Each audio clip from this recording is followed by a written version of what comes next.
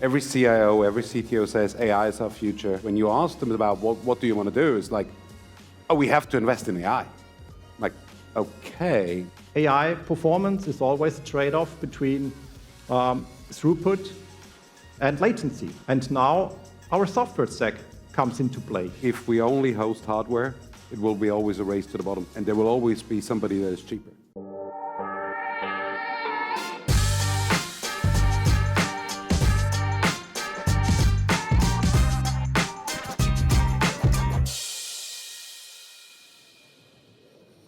This is a lot different than the Name Studios stage. It's a lot brighter up here. So I can't tell if you all fall asleep while we have this chat. Maybe that's good for us on the front here. But I'm really excited for this because I think everyone's hyped on NVIDIA right now, but there's some really cool things that have been developed in the call it recent months to last year around making hardware and software work together. I have asked two of my friends, Simon Schaber from NVIDIA, he's a principal solutions architect, and Bernhard Schimpl, who is Alliance Director and is going to help us with all of kind of the use case oriented and business side of this equation. Give these guys a big round of applause for agreeing to come up here on stage with me today. All right, it's late in the day. I apologize. Usually I'm extemporaneous and I don't even look at my questions, but I think I want to start talking about the business side of this equation, right? Clearly NVIDIA, everybody knows hardware.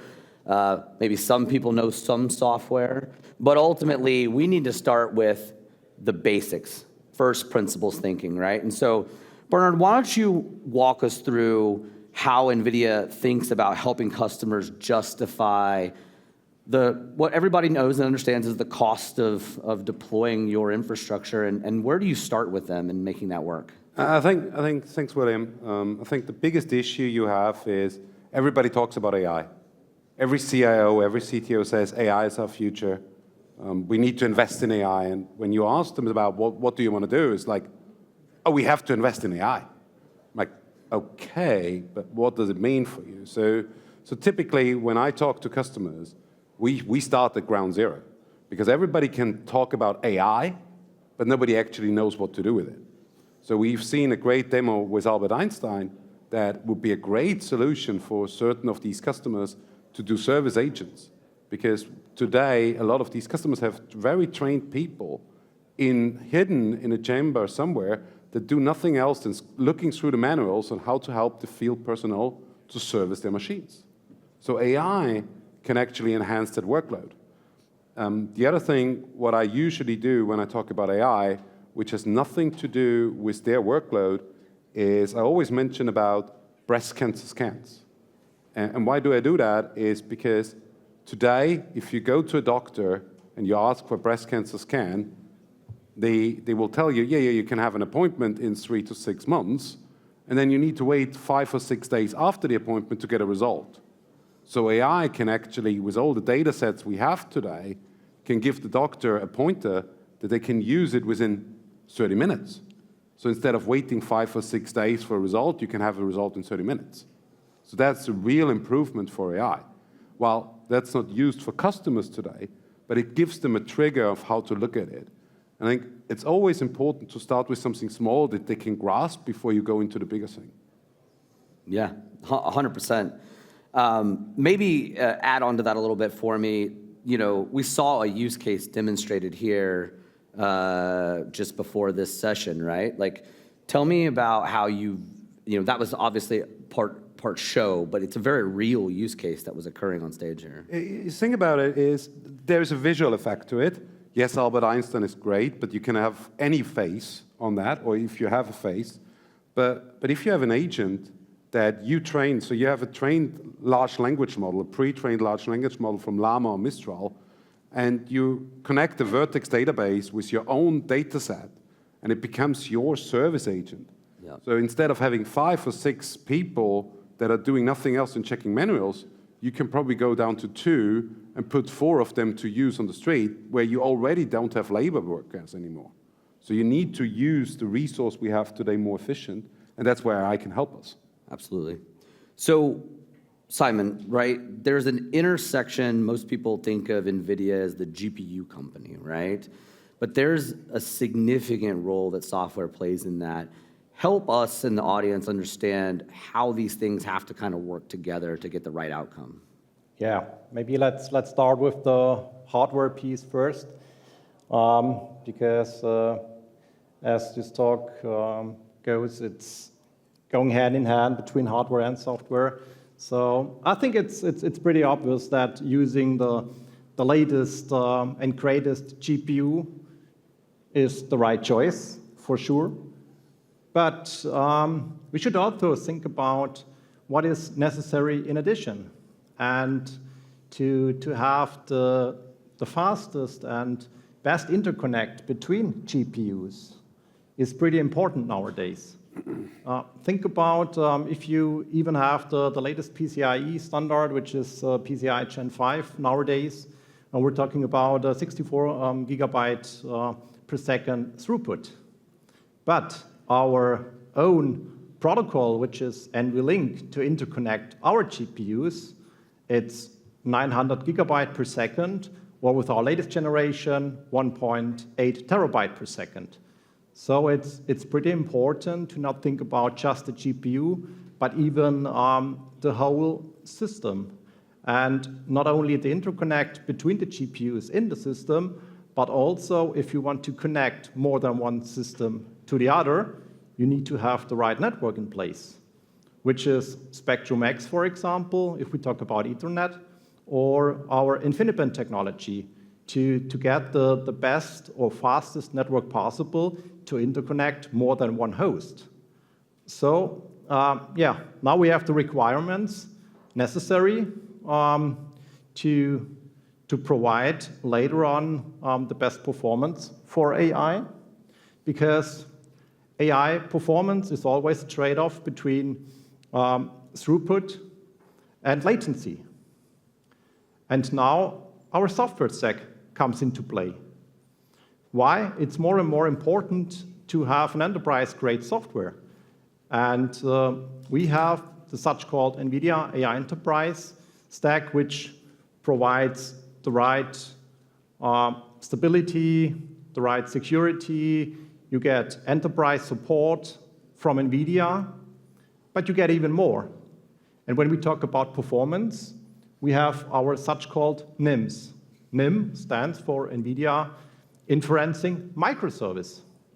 And why is this so important?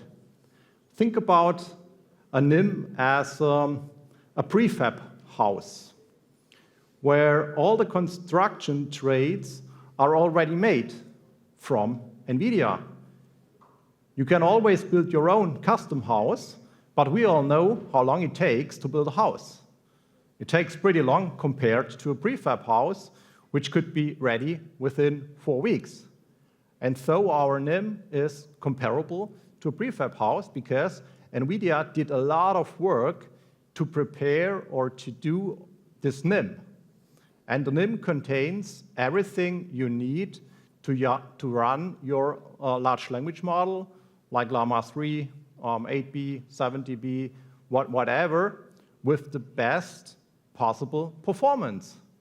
And as we know our GPU architecture underneath, you can even gain 2x or 3x the performance in inferencing when running a NIM compared to the option you have with the do-it-your-own approach. For sure, right? And I think, we were talking earlier about trying to experience some of this, right? NVIDIA has been working really hard to make it simple to try some of these technologies. They have a platform called Launchpad where you can go give it a shot, right? From end-to-end workflow kind of creation. And just as an example, highly recommend that. I did it myself. I think it's worthwhile. Bernhard, when we look at the challenges that every business is facing, right? On getting from POC to production. A lot of my panel earlier, we talked about a lot of projects being stuck in POC, right? How are you guys helping these enterprises scale out these solutions so that they can get So I think everything is about a platform. I think to add to what Simon said before, while the network and the GPUs are very important, you also need to consider the storage element to it. Without fast storage, you cannot feed the beast properly. On top, then you have the software layer. So what we do in general as a field team is we talk to customers about workloads. We don't talk to them predominantly about the hardware. The hardware will solve itself. So we will work with our channel partners, we work with our MSP partners, CSPs, NCPs, NVIDIA cloud partners, to deliver the hardware or on-premise, whatever customers want. But I think everything starts with understanding and fixing the workload. And it really depends on every enterprise customer individually. If I go to a bank, as an example, and I can help them understanding the workload, that they can reduce their fraud cases by 50%. That's real return of investment immediately. They don't need to, oh, that costs $1 million. Oh yeah, but I save you 500 million. It's like, Yeah. who cares? So I think that this is a real thing where we need to work together with you guys to help the enterprise customers to develop the use cases for them. We work with our Inception community, which is startups. We have 40,000 startups signed up that work with us to develop on GPUs. So we can help your customers, we can help you to find solutions for the customers that are already pre-developed, so they don't need to start everything from scratch. And I always say is like, if we don't have a startup that can help you guys with a problem, then we have to start over. So I think that's key for us, is the ecosystem. We are not here to sell alone. Yes, we are NVIDIA, but partnering with you guys is very important to us. Yeah, I couldn't agree more. And I think that's where the opportunity lies for the CSPs that are here, right, is to engage with NVIDIA to try to help your mutual customer or potential mutual customer through a problem by solving the use case that they're giving you or the problem statement that they've given you. And I think on top of that, I think the basic enterprise data centers have the limitations. Yeah. They don't have the power. Right. So where do an enterprise data center that runs at 7 kilowatt per rack host a GPU server with 15 kilowatt? Nowhere. So there is a good opportunity for MSPs to add value from a hardware, software deployment stake, because your customers may not be able to do it on premise.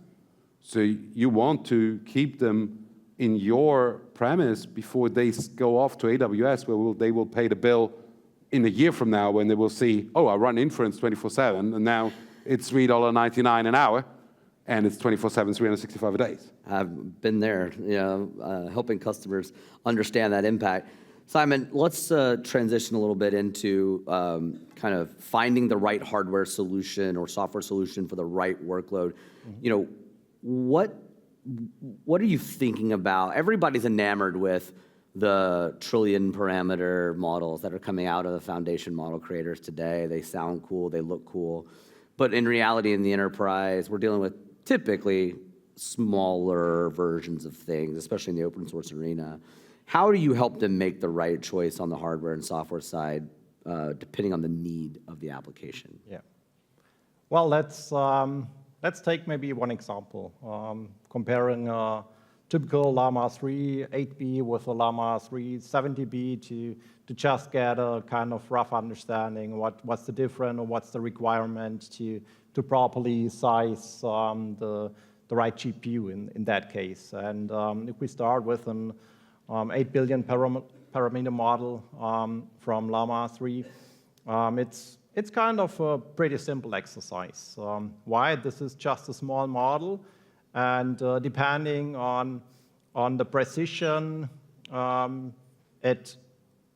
precision and cache, to be honest, it may fit into 10 up to 40 gigabyte of GPU memory, really depending on the precision. If we talk about FP8, it may fit into 10, 12, 14 gigabyte, and if we have FP16, it's more or less 20 up to 40 gigabyte. So this is just a pretty small model, and you could even use a single GPU, which is not that expensive, like an L40, L40S GPU. So yeah, kind of pretty simple. But if we start to talk about a 70B model, things start to get more complicated. Why? Because it's not that easy that the model now fits into one GPU. And then we're already in the position that we need to think about the interconnect between multiple GPUs. And here now comes our NVLink into play. Why? Because we need to split up the model on multiple GPUs, and therefore the interconnect between the GPUs is so important. Yeah, 100%. So I want to kind of talk about the ecosystem as a whole, Bernhard, right? Like, NVIDIA clearly has a massive lead in this space right now, but there are others out there. They're challengers, right? People trying to create stuff, especially where they feel NVIDIA's weaker, right? I think the training leadership is pretty solid, right? But guys like Broadcom, AMD, Cerebras, Grok, right? Like, how does NVIDIA maintain that edge for the next 5-10 years, right? What are you guys focusing on to make sure that you attack training and inference with equal force and measure? I think first of all, we love competition. Competition is good. Having competition keeps innovation. If there is no innovation, why are we here? I think they all have great hardware. Most of them are very good in a very, very narrow field of application. I remember when I went to supercomputing a couple of years ago, and I went to the Cerebras booth to see this one wafer chip. Like, yeah, need to see it. Where is NVIDIA different is all of them are focusing on one problem. So when you develop an inference on NVIDIA, you can do that on a Project Digits, the box we announced on CES, that's tiny. You can do it on a workstation, you can do it on a gaming PC, you can do it on a server, you can do it in a cluster, you can do it in the cloud. And the beautiful thing about NVIDIA is all of it runs on the same software stack. Yeah. Now, if you develop the training, if you develop the inferencing on the same software stack, that's a huge advantage. We have the optimization for that. I think overall, this is a big advantage for us. Now, the other thing we really control is the network. If you can understand the network communication between each other, this is really driving an edge. And I think, yes, we want competition, we welcome competition, but we are confident to stay ahead. I think one of the things we've always said as NVIDIA, we never stop innovating. There is never good enough. And especially with AI, in the beginning, we were like visual inspection, very tiny little GPUs on edge servers. Now we have bigger GPUs that actually can inference Llama 70B. And if you look at agentic AI, they're also constantly retraining. So you cannot just say there's inference and there's training. It will morph over the next years into another workload that will constantly retrain the model to make it smarter again. Absolutely. So we're almost out of time, but we're going to steal just a couple extra minutes because I think this is the punchline of why everybody is here. I'm going to shout out to our session on Thursday where we're going to be able to talk more about this. So stay tuned for that. But Simon, maybe get us up to speed on kind of what the latest innovations have been in the NVIDIA AI stack, maybe what you're most excited about. Anything you can give us today. Keynote is in 2 hours? An hour? 1 hour. 1 hour, right? So the NVIDIA keynote's in 1 hour at GTC. So we're limited on what we can say, but give us the stuff that's pertinent today, and then we'll come back on Thursday and we'll give you the groundbreaking stuff. Yeah.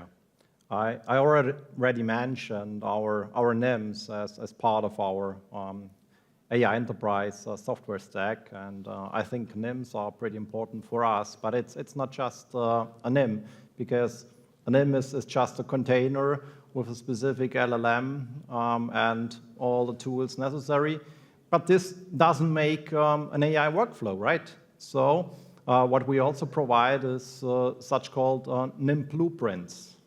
Think about a recipe.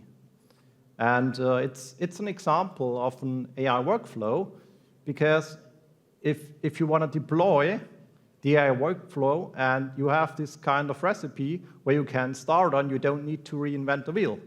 And our mission is to deploy and create more and more of these NIM blueprints in order to make everyone's life easier to just rely on these NIM blueprints instead of starting from scratch. And there is one kind of pretty important improvements in how the NIMs will be deployed on scale. But this is something we will hopefully hear today during the keynote, and we may talk about in the next session. But I definitely think NIM blueprints is pretty great as a starting point for all of us. And I think from a hardware perspective, we will also talk about hardware. I think this is still a show where people love to see hardware. And I want to say this as a final statement, is if we only host hardware, it will be always a race to the bottom. And there will always be somebody that is cheaper. So we need to work together to actually deliver a solution and a consultancy service to our customers. Because if there's always somebody cheaper, there's no way to earn money. So, and I think having these solutions, having the go-to-market together is really beneficial for all of us. I think that's great. You know, today I've had 3 sessions on AI. Basically, all the players of sorts that are here in that space. Even from an NVIDIA perspective, the people that have made a lot of money selling GPUs to hosting providers, right?